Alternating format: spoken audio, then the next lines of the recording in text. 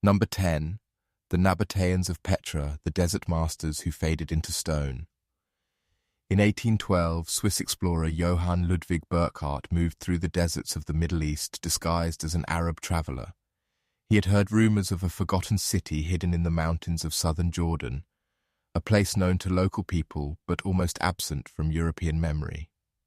To reach it, he passed through the Sick, a narrow canyon that twists through rock like a secret entrance. Then the passage opened, and the treasury of Petra appeared in front of him, carved directly into rose-coloured stone. It looked as if a civilization had cut its capital out of the mountain itself. The people who made Petra were the Nabataeans, and their rise was one of the strangest success stories of the ancient Near East. They began as desert people, linked to caravans, trade, water knowledge, and the intelligence required to survive where outsiders saw only emptiness. They were not supposed to become an urban power. They did not begin with a great river valley like Egypt or Mesopotamia. They had no obvious agricultural heartland capable of feeding a state. And yet, by mastering movement through the desert, they became rich enough to build one of the most spectacular cities in the ancient world. Their wealth came from trade. Frankincense, myrrh, spices, textiles, metals, and luxury goods moved from Arabia toward the Mediterranean, and the Nabataeans controlled crucial routes through that dangerous landscape. Caravans needed water, protection, storage, guidance, and access. The Nabataeans provided all of it. In return, wealth flowed into Petra. They turned geography into power. They made a hidden valley into a capital. They made the desert into the foundation of their civilization. Petra itself was more than a beautiful city. It was an engineering achievement. The Nabataeans carved tombs, temples, facades, stairways, channels, cisterns, and sacred spaces into sandstone cliffs. They captured seasonal rain, controlled flash floods, stored water underground, and moved it through channels with astonishing skill. In a region where water meant life or death, they built systems capable of supporting a major population. The city was not a miracle. It was knowledge made visible in stone. But here is where the nightmare begins. The Nabataeans were not destroyed in one grand massacre. They were absorbed. In 106 CE, Rome annexed the Nabataean kingdom. Petra did not immediately die. It continued under Roman rule, its monuments still standing, its streets still used, its people still living in the shadow of the cliffs. But the old independence was gone. Then trade routes changed. Maritime commerce grew stronger. Goods that once passed through desert caravans increasingly moved by sea. Petra's wealth depended on being necessary. Slowly, the world found ways around it. Then came disaster. In 363 CE, a major earthquake struck the region and damaged Petra severely. The water systems that had made the desert city possible were broken. Buildings collapsed. Infrastructure failed. A city carved into stone could survive visually, but the living system behind it was wounded. Without trade dominance, without political independence, and with its water network damaged, Petra could not remain what it had been. People left. The monuments stayed, but the civilization that gave them meaning dissolved. What makes the Nabataean collapse so haunting is not that Petra disappeared physically. It did not. The facades remained in the cliffs. The tombs remained. Local Bedouin communities knew the place and lived around it. But the wider world forgot. A civilization that had once negotiated with empires and controlled wealth across deserts became a memory without an audience. To outsiders, Petra became rumor, then legend, then silence. For more than 1,000 years, one of the most astonishing capitals ever built waited in its canyon, visible and yet historically invisible. This is the darkest part of Petra's story. The Nabataeans did not vanish because their stones were destroyed. They vanished because the system that remembered them broke. Trade shifted. Rome absorbed them. Earthquake damaged them. Later powers moved elsewhere. Their language and identity faded into other worlds. The city remained, but the people who could say what every tomb, god, and carved facade meant were gone. That is why the Nabataeans of Petra belong among the ancient civilizations that collapsed into silence. They prove that a civilization can carve itself into a mountain and still be forgotten. Petra looks eternal because stone survives, but the Nabataean world was not stone alone. It was caravans, water rights, desert routes, merchants, gods, languages, and knowledge of how to turn emptiness into power. When that world ended, the monuments became shells. The treasury still glows in the canyon light, but the civilization that made it has no living voice inside the stone. Number 9, the Olmec, the mother civilization buried beneath its own monuments. In southern Mexico's humid lowlands, farmers and archaeologists began finding faces too large to ignore. Massive stone heads emerged from the soil, some taller than a person, each carved with a different expression and helmet-like crown. They were not random idols. They were portraits of power, dragged from distant volcanic stone sources without metal tools, wheels, or draft animals. When the modern world understood what it was seeing, the answer was unsettling. These were the faces of one of the oldest civilizations in the Americas. The people are now called the Olmec. They flourished in the Gulf Coast region of what is now Veracruz and Tabasco long before the Maya and Aztec became famous. And their great centers, including San Lorenzo and La Venta, rose from swampy lowlands outsiders would never imagine as a birthplace of civilization.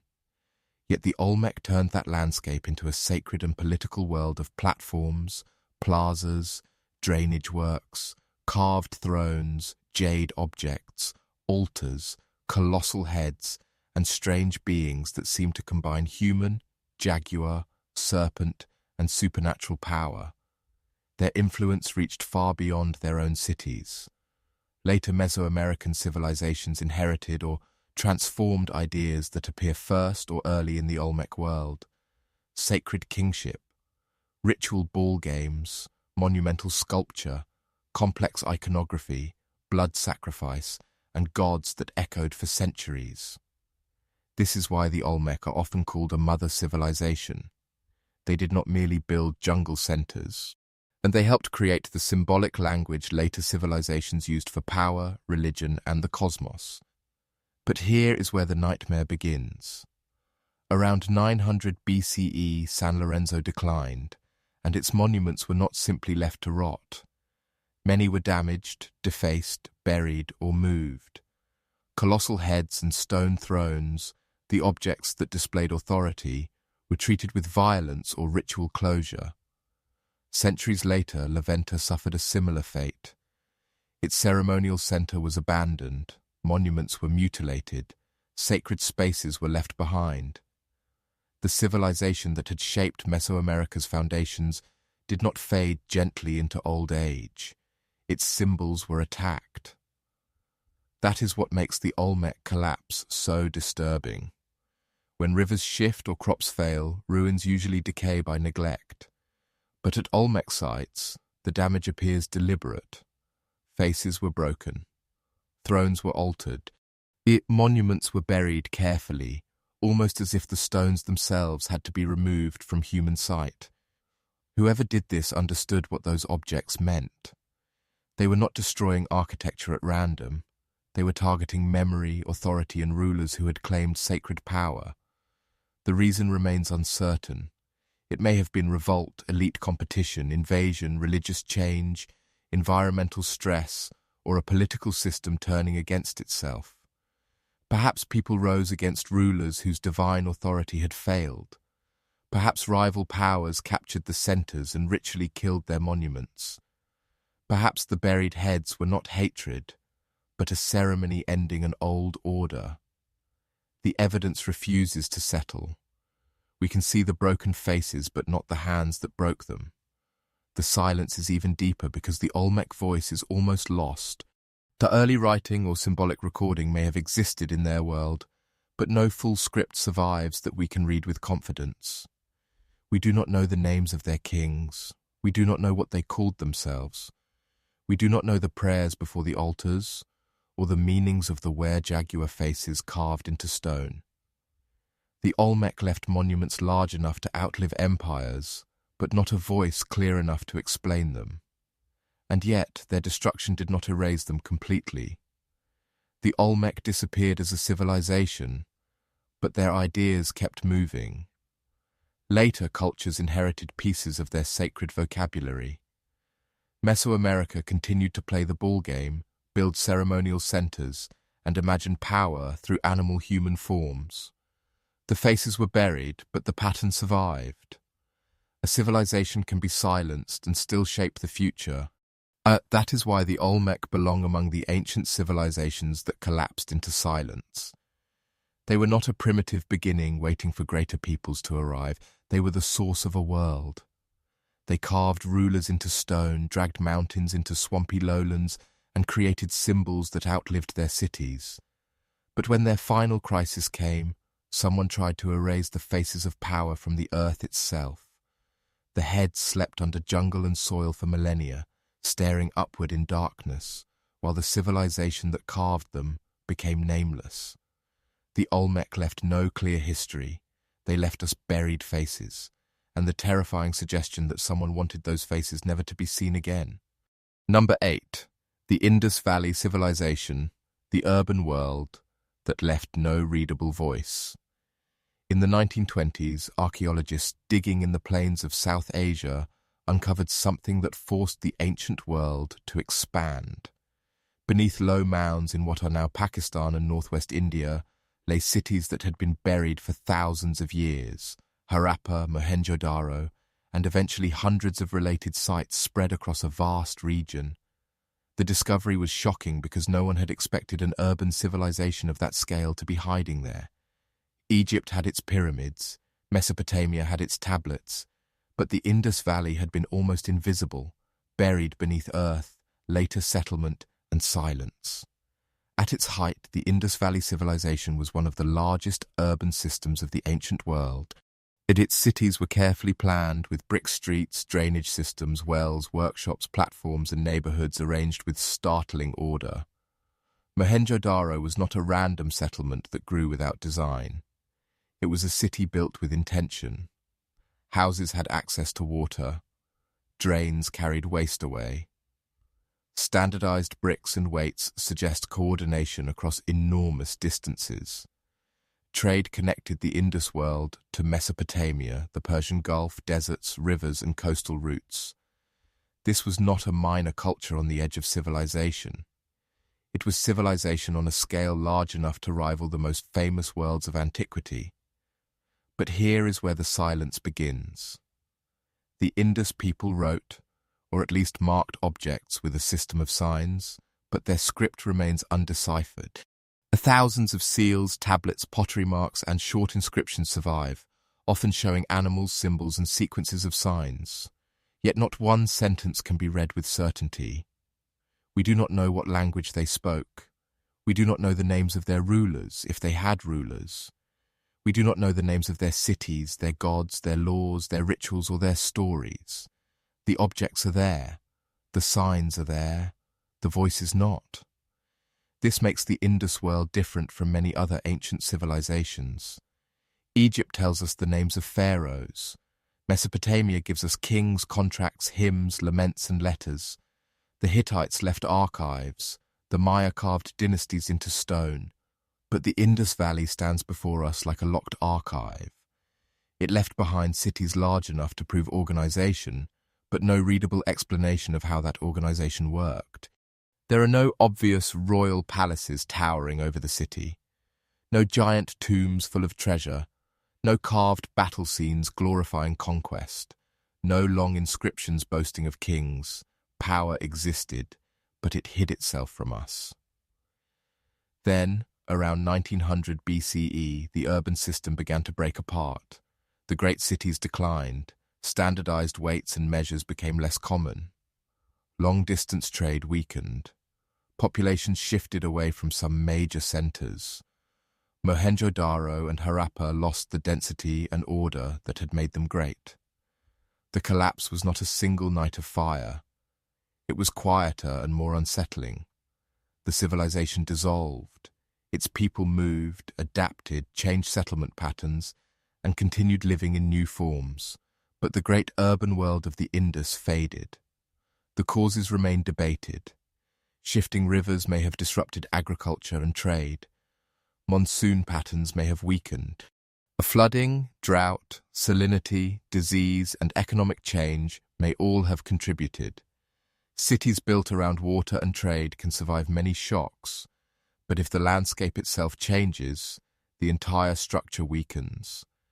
The Indus collapse may have been less like murder and more like a slow loss of the conditions that made urban life possible. What makes this collapse uniquely haunting is the absence of testimony. If people suffered famine, they did not leave us a readable lament. If floods destroyed neighborhoods, no known inscription tells us. If rulers failed, no chronicle names them. If migrants carried memories of the old cities into later cultures, the thread is difficult to follow. We see the physical pattern of decline, but not the human explanation. It is as if millions of people walked through history, built one of the greatest urban civilizations on Earth, and then passed behind a wall of undeciphered signs. That is why the Indus Valley Civilization belongs among the ancient civilizations that collapsed into silence. It did not vanish because its people ceased to exist. It vanished because its urban voice became unreachable. The bricks remain, the drains remain, the seals remain, the symbols remain, but the meaning is locked. Until the script is read, the Indus people stand behind their own artifacts, visible but unheard. Their civilization did not leave us nothing.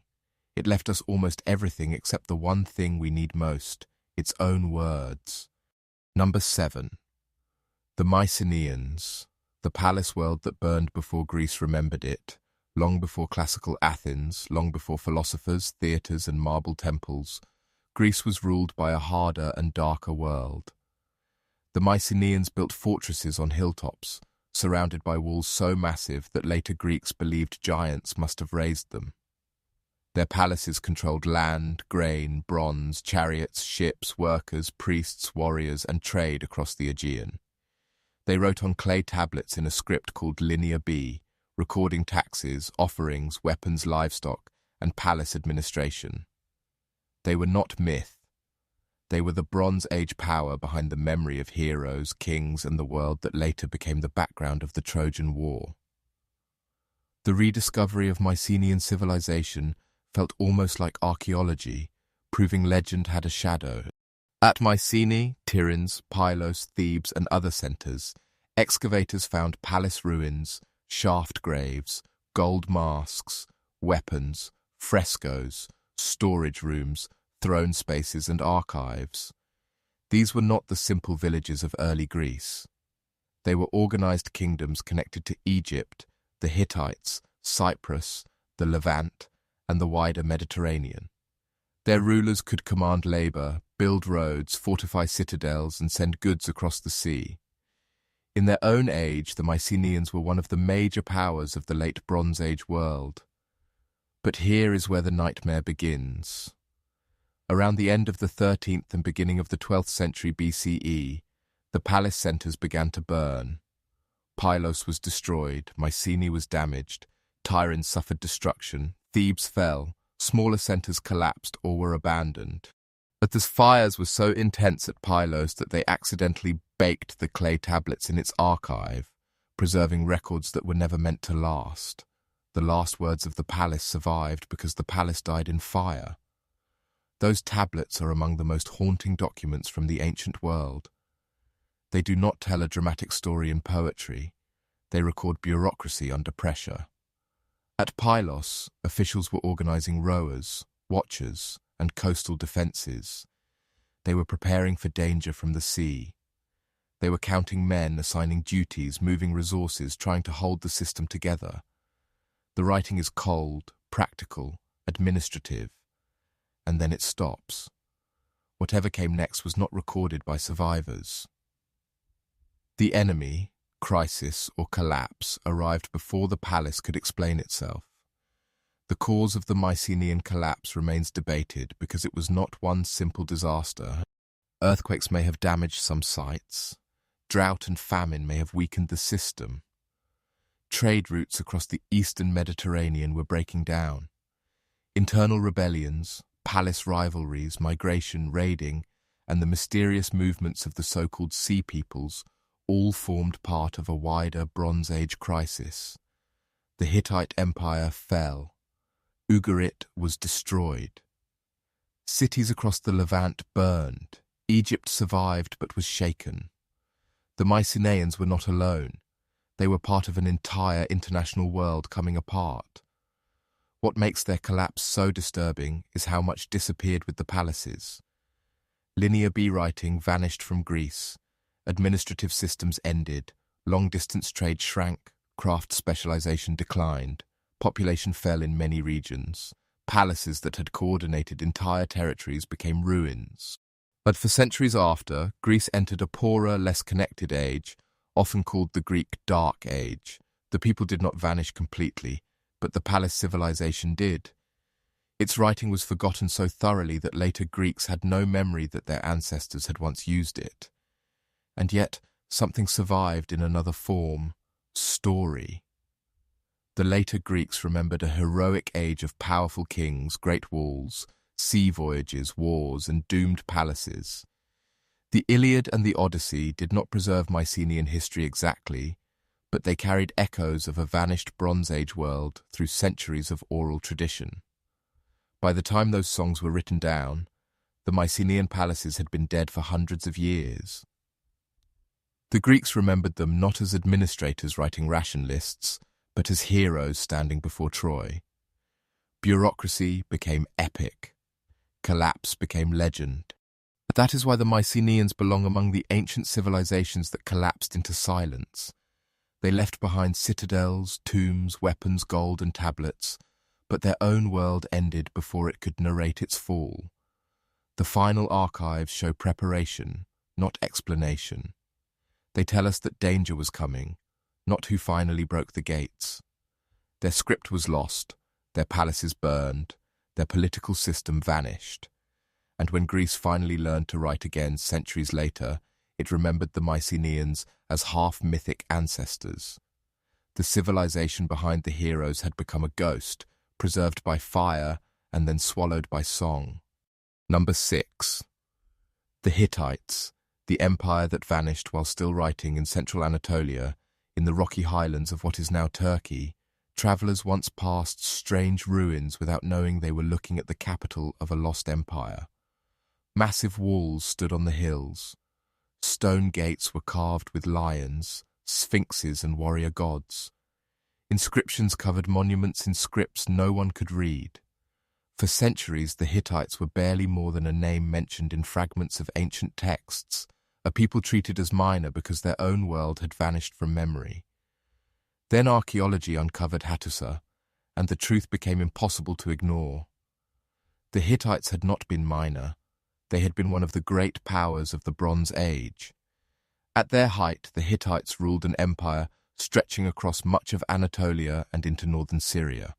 They negotiated with Egypt, fought major wars, controlled vassal kingdoms, moved armies through mountain passes, and built a capital protected by enormous fortifications. They were powerful enough to meet Egypt at the Battle of Kadesh, one of the largest chariot battles known from the ancient world, and afterward to enter into one of history's earliest famous peace treaties. Their kings wrote to pharaohs as equals. Their archives recorded laws, rituals, diplomatic letters, treaties, prayers, myths, military orders, and the daily machinery of empire. What makes the Hittites so important is that they were not only warriors. They were administrators, scribes, diplomats, builders, and religious collectors. Hattusa held thousands of clay tablets written in cuneiform, and their language, once deciphered, turned out to be Indo-European, the oldest known written member of the same broad language family that would later include Greek, Latin, Sanskrit, and English. The Hittites were a bridge between worlds: Anatolian, Mesopotamian, Syrian, Indo-European, and Imperial. They stood at the center of a Bronze Age network that tied together kingdoms across the eastern Mediterranean and Near East. But here is where the nightmare begins. Around the end of the 13th century BCE and the beginning of the 12th, that network started to collapse. Cities burned across the eastern Mediterranean. Trade routes broke. Drought may have weakened harvests. Rebellions may have spread. Migrations and raids shook the borders. The mysterious movements later associated with the Sea Peoples destabilized entire regions. Egypt survived wounded. Mycenaean Greece burned. Ugarit was destroyed, and Hattusa, the Hittite capital, was abandoned and burned. The strange part is that the Hittites did not seem like a civilization that had already faded into helplessness. Their administration was still functioning. Their kings were still issuing orders. Their scribes were still writing. Some of the final texts from the Hittite world suggest crisis, grain shortages, enemies, military activity, and desperate appeals within a system under stress. The empire was not silent before the end. It was speaking right up to the edge of collapse. Then the tablets stop. That silence is what makes the Hittite collapse so chilling. A state can survive defeat if its institutions remain. It can survive famine if memory and authority continue. But when the capital burns, the royal family disappears, vassals break away, scribes scatter, and the archive ends, an empire can become unreadable almost overnight. Hattusa was not simply damaged. The political center that held the Hittite world together was gone. Successor states in Syria and southern Anatolia preserved fragments of Hittite culture, but the great empire itself had died. For more than 3,000 years, the Hittite language slept in clay. The tablets were still there, hardened by time and fire, but no one could read them. The lion gates still stood, but no one knew the full story of the kings who passed through them. The ruins remained on the Anatolian hills, but the empire had become a shadow in other people's records. Its own voice was locked until modern scholars finally broke the script and brought the tablets back into speech. That is why the Hittites belong among the ancient civilizations that collapsed into silence. They were not erased because they were insignificant. They were erased because even great empires depend on fragile systems: grain, roads, scribes, alliances, borders, and belief that the center will hold. When those systems failed, one of the Bronze Age's strongest powers disappeared so completely that later history reduced it to a footnote. The Hittites left archives, treaties, gates, gods, and burned palaces. But at the moment we most want their explanation, the writing ends. An empire was still speaking, and then, suddenly, no one remained to continue the sentence. Number 5, Cahokia, the city that forgot itself. On the floodplain of the Mississippi River, near what is now St. Louis, there are mounds of earth that once looked to many outsiders like natural hills, but they were architecture: platforms, plazas, burial places, ritual spaces, and the remains of the largest city in pre-Columbian North America, north of Mexico. The city is now called Cahokia, and at its height it may have held tens of thousands of people. It rose from the landscape with a speed that still feels difficult to explain, then declined so completely that its memory seemed to break. Cahokia was not a small village that slowly became important. Around the 11th century, something changed with astonishing force. People gathered on the Mississippi floodplain. Houses multiplied, plazas were laid out, mounds rose, ritual spaces expanded. Trade networks pulled in materials from far away: copper from the Great Lakes, marine shells from the Gulf Coast, stone, pigments, and sacred objects from across a vast region. Cahokia became not only a settlement, but a center of gravity. At its heart stood Monk's Mound, an enormous earthen platform built by human hands, basket by basket, over repeated construction phases. It rises over the plain like an artificial mountain. To build it required labor, planning, food supply, leadership, and belief strong enough to make thousands of people move earth for a purpose larger than ordinary survival. Cahokia was a civilization of soil and timber, not stone. Its monuments did not look like pyramids to people trained to see civilization only in carved rock. The city also had astronomical and ritual dimensions. Wooden circles, often called wood henges, appear to have marked solar events. The mounds, plazas, alignments, burials, and ceremonial spaces suggest a world where politics, religion, death, agriculture, and cosmic order were tied together. The people of Cahokia cultivated maize, organized labor, held gatherings, and created a city that drew many communities into one concentrated landscape. Whatever held it together, it was powerful. But here is where the nightmare begins. After its rapid rise, Cahokia began to weaken. By the 12th and 13th centuries, outer areas were shrinking or being abandoned. Defensive palisades were built around the central precinct, suggesting fear, conflict, or social tension. Climate records point to droughts and environmental stress.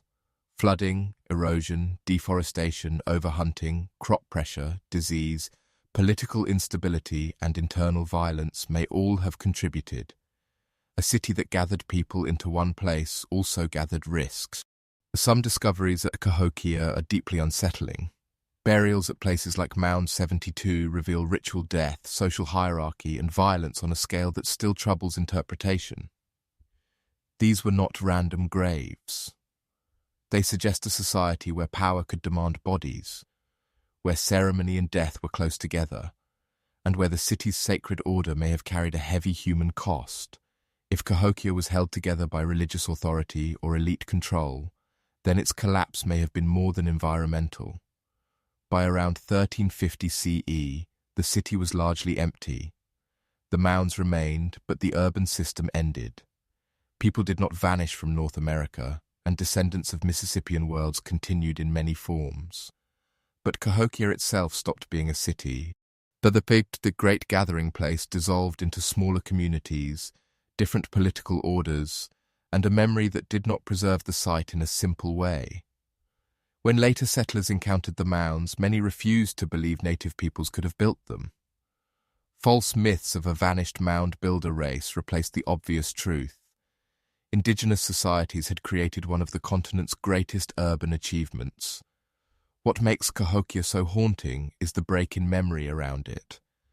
A city larger than many European cities of its time became strange earthworks in a field. Its rulers are unnamed. Its rituals are not fully known. Its final crisis was not written down. The mounds endured, but the meaning of the city became buried under grass, misunderstanding, and silence.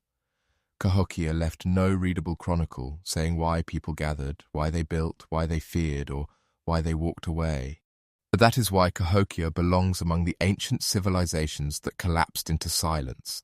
It proves that monumental urban life in North America did not need stone walls or written kings to be real. It also proves that even a city built from millions of baskets of earth can lose its own explanation. Cahokia rose suddenly, commanded labor, shaped the sky, buried its dead with power, and then emptied. The mounds are still there, standing over the Mississippi floodplain. But the city that made them, the belief that held it together, and the memory of why it ended have all fallen silent. Number 4. The Minoans of Crete, the Sea Kings silenced behind Linear A. In 1900, British archaeologist Arthur Evans began excavating a hill at Knossos on the island of Crete. Greek myth had long spoken of King Minos, the labyrinth, the Minotaur, and a strange power that once ruled the sea before classical Greece existed. What Evans uncovered seemed to pull that myth out of the ground. Beneath the soil was a palace complex, unlike anything Europe had ever known. Stairways, light wells, painted walls, storage rooms, courtyards, drainage systems, and corridors so tangled that it was easy to understand why later imagination remembered a labyrinth. He had not found a monster, he had found a civilization. The people Evans called the Minoans were one of the first great Bronze Age powers of Europe. They built palace centres at Knossos, Phaistos, Malia, Zakros, and other sites across Crete. Their world was bright, maritime, artistic, and deeply connected to the Eastern Mediterranean. Their frescoes showed dolphins, flowers, processions, bull leaping, ships, and sacred scenes filled with movement and colour. Their palaces do not look like grim fortresses. Many lacked the defensive walls expected of a fearful age. The impression is of a society confident in the sea, protected not by stone walls alone, but by ships, trade, influence, and ritual authority. Their power came from movement across water. Minoan Crete stood between Egypt, the Levant, Cyprus, Anatolia, and mainland Greece. Goods, symbols, metals, ceramics, and ideas passed through its harbours. The Minoans built a palace economy that stored oil, grain, wine, textiles, and luxury goods in enormous jars. But they wrote in scripts that recorded administration and perhaps religion. But one of those scripts, Linear A, remains unreadable. We can see the signs, we can count them, we can compare them.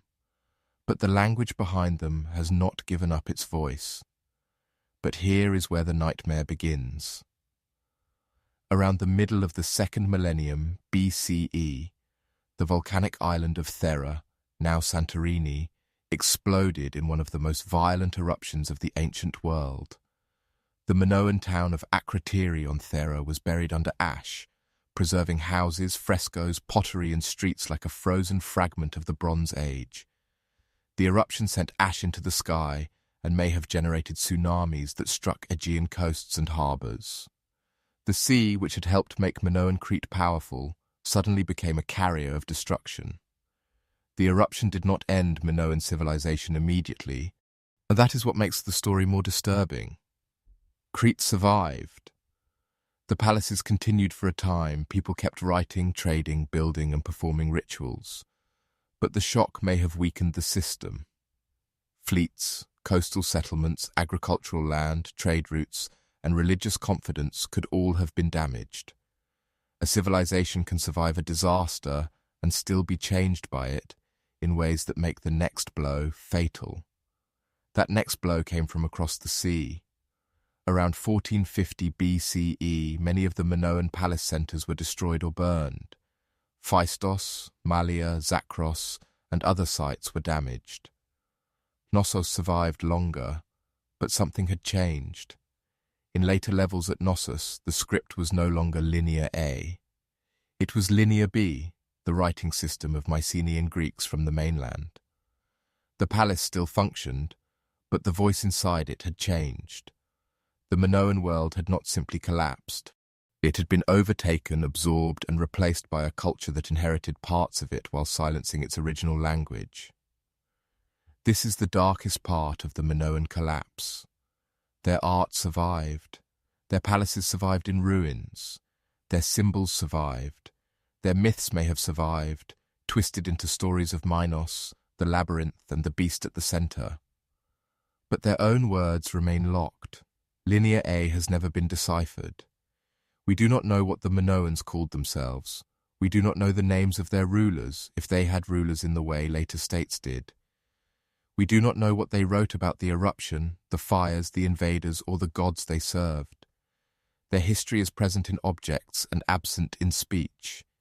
That is why the Minoans belong among the ancient civilizations that collapsed into silence. They were not a minor prelude to Greece, and they were the sea kings of the Aegean, builders of Europe's first great palace world, painters of a civilization still alive with colour after thousands of years. But when fire, ash, sea, and conquest passed over them, their language disappeared behind an unreadable script. The Minoans did not leave us nothing.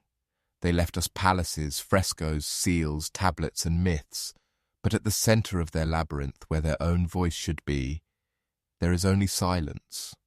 Number 3. The Ancestral Puebloans, the cliff cities left behind in the desert. In the high canyons of the American Southwest, stone cities wait inside cliffs like they were hidden on purpose. In the late 19th century, ranchers and explorers looking across the mesas of southwestern Colorado saw entire settlements tucked beneath sandstone overhangs, rooms, towers, plazas, and ceremonial chambers built into the rock. The most famous of them, Cliff Palace at Mesa Verde, looked less like an abandoned village and more like a city withdrawn into the wall of the earth. It was so well preserved by dry air and sheltering stone that it seemed the people had only just left.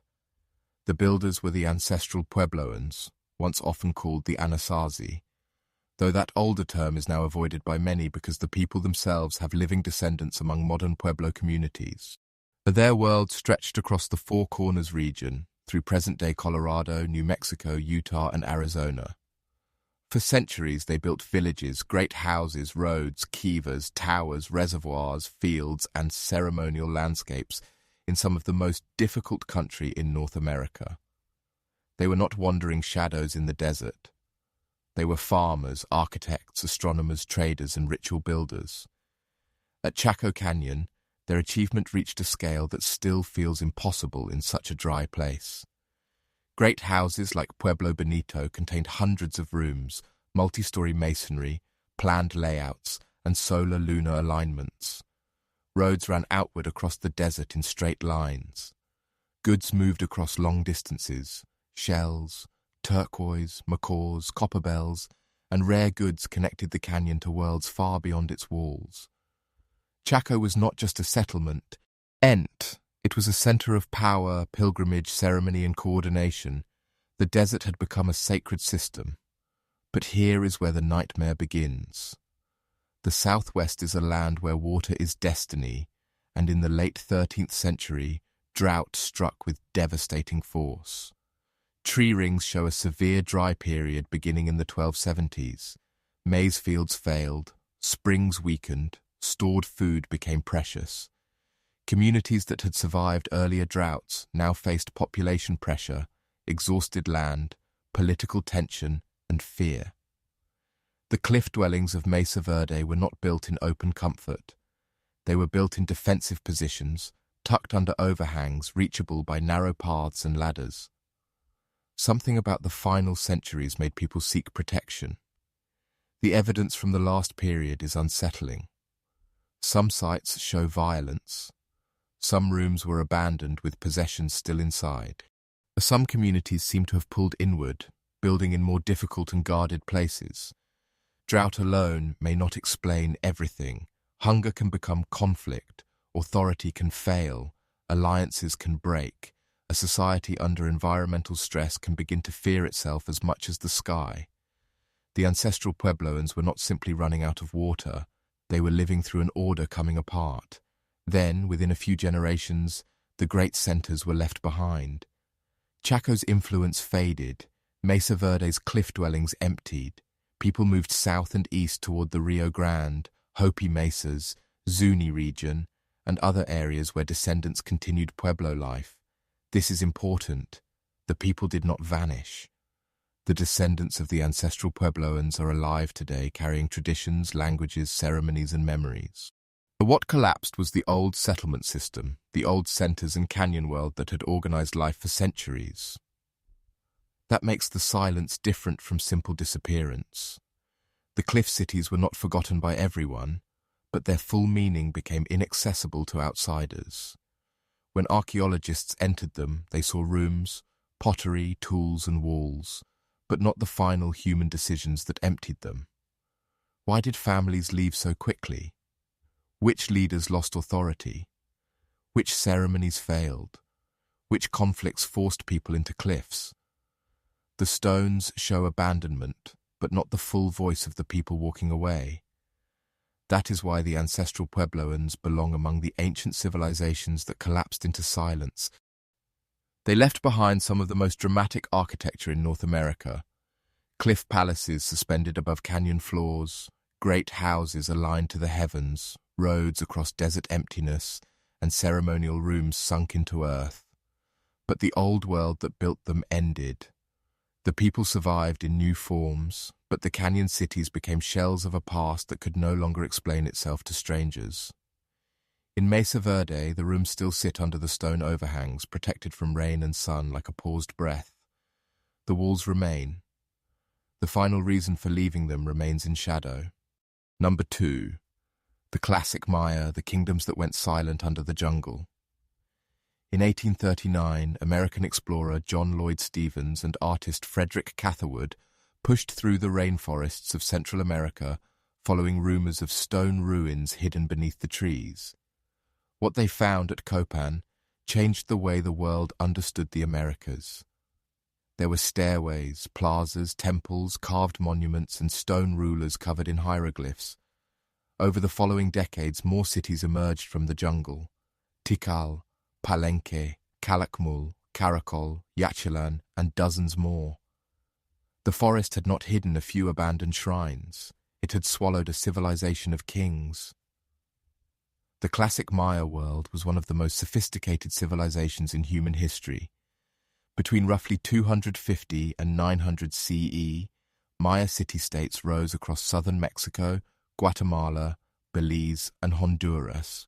As they built pyramids above the rainforest, carved stelae with dynastic histories, developed the only fully mature writing system in the pre-Columbian Americas, tracked astronomical cycles, and created calendars with extraordinary precision. Their kings did not merely rule cities. They presented themselves as sacred intermediaries, people whose blood, rituals, victories, and ceremonies kept the world in balance. Each Maya city had its own identity, dynasty, alliances, enemies, temples, and sacred geography. The carved monuments were not decoration. They were political memory made visible. They recorded births, accessions, wars, captures, rituals, and time itself. A king could stand before his people and anchor his rule not only in military power, but in cosmic order. The Maya did not build a single empire like Rome, and they built a world of rival courts, each writing itself into eternity through stone. But here is where the nightmare begins. Beginning around the 8th and 9th centuries, the southern lowland cities began to falter. The pattern was not identical everywhere, but it spread. Royal monuments became less frequent. Construction slowed, populations declined, cities were abandoned or fought harder. Inscriptions recorded warfare, captured rulers, broken alliances, and political instability. Then, city by city, the royal voice began to stop. A final dated monument appeared. A final king was named. After that, silence. The causes of the classic Maya collapse remain debated because no single explanation is enough. Severe droughts struck parts of the Maya world, threatening agriculture and water storage. Population pressure strained farming. The deforestation and soil stress may have weakened the landscape. Warfare between city-states intensified, trade routes shifted, and beneath all of it was a more dangerous crisis, the failure of royal legitimacy. If a king claimed to communicate with the gods and maintain cosmic order, what happened when the rains failed, enemies invaded, and hunger spread? The disaster was not only environmental, it was ideological. That is what makes the Maya collapse so haunting. The people did not vanish. Millions of Maya descendants still live today, speaking Maya languages and preserving culture, identity, and memory through centuries of pressure and survival.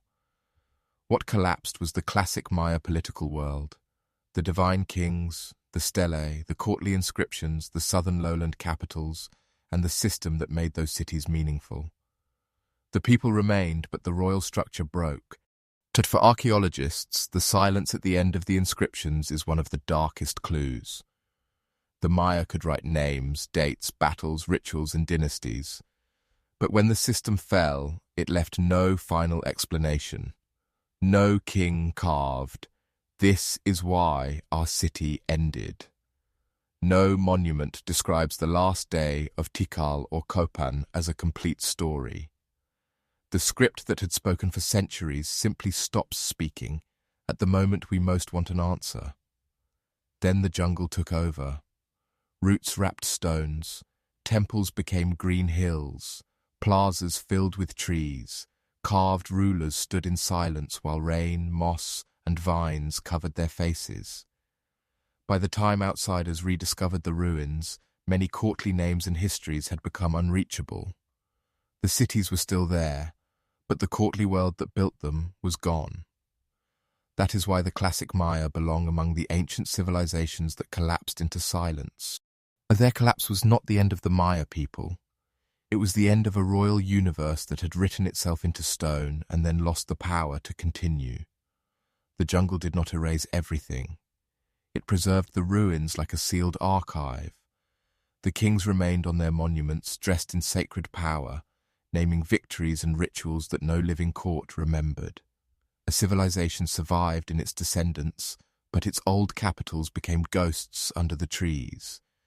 And when the final stela was carved, the Maya world did not end with a scream. It ended with an inscription that was never followed by another. Number 1. Rapa Nui, the island that toppled its own ancestors.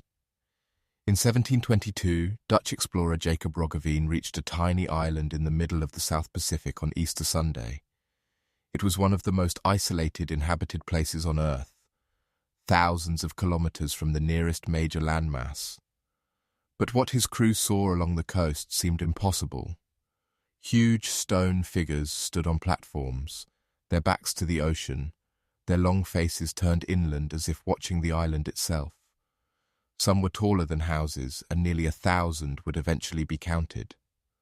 The island is now known as Easter Island, but to its people it is Rapa Nui, and the statues are the Moai. The Moai were not random idols. They were ancestors made visible in stone, linked to chiefs, lineages, sacred authority, and the memory of the dead. Carved mostly from volcanic tuff at the quarry of Rano-Raraku, they were transported across the island and raised on platforms called ahu. To create them required quarrying, carving, ropes, labor, planning, food, and belief strong enough to turn generations of work into stone ancestors. Rapa Nui was not a simple, isolated outpost. It was an oceanic civilization that turned memory into monumental architecture. But here is where the nightmare begins. At some point, the carving stopped. At Rano-Raraku, hundreds of Moai remain unfinished or abandoned in place. Some are still attached to the rock face. Some stand half-buried on the slopes. Some lie along routes where they never reached their platforms. The quarry feels like a civilization interrupted mid-breath. Something happened that broke the system powerful enough to command the island's labor. The collapse of Rapa Nui has often been told as an ecological warning. The island was once forested with palms and bird life that supported settlement. Over time, trees disappeared, deforestation, rats eating palm seeds, farming pressure, fire, soil erosion, and resource stress transformed the landscape. Without large trees, canoe building and transport became harder. Soils suffered. Food systems weakened. The island that had supported a monument-building society became harsher and more exposed. Whether the collapse was sudden or gradual, the old order began to fail. Then came the Huri Moai, the period when the statues were toppled. Almost all standing Moai were eventually pulled down from their platforms. This was not simple vandalism. It was a spiritual and political rupture, and if the statues embodied ancestors and chiefly power, then toppling them meant the authority of the old order had been rejected or broken. The ancestors who once watched over the island were thrown face down into the earth. A civilization does not do that unless something deep has changed. But Rapa Nui's tragedy did not end with internal collapse. The outside world brought a second disaster. In the 19th century, slave raiders from Peru abducted a large portion of the surviving population, including elders and ritual specialists. Many died overseas, and some who returned brought sickness back with them. Missionary pressure, colonial control, disease, and land seizure shattered what remained. By the late 19th century, only a tiny fraction of the Rapa Nui people survived. The civilization that had built the Moai was struck again, this time by the modern world arriving with chains, sickness, and erasure. The most haunting loss was the Rongorongo script.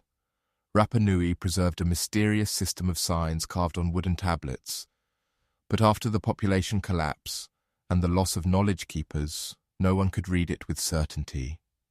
The tablets survive in small numbers. The glyphs remain visible, but their meaning is locked.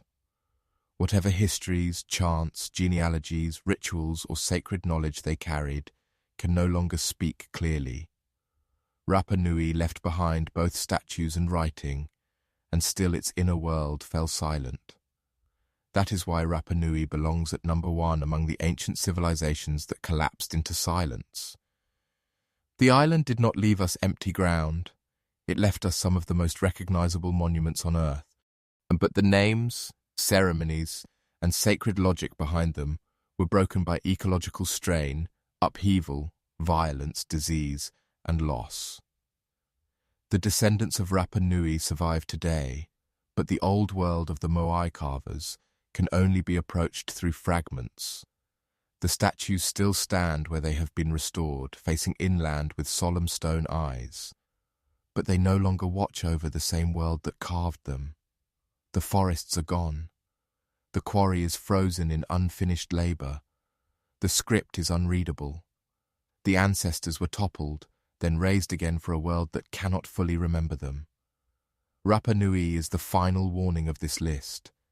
A civilization can build monuments so powerful that the entire planet recognizes them and still lose the voice that explains why they mattered. The Moai remain. The world that gave them meaning has fallen silent.